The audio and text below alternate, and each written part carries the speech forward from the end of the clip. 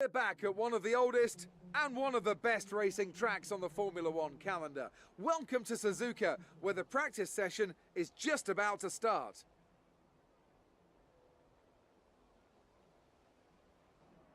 One of the more intimidating corners on any Formula One track is the legendary 130R.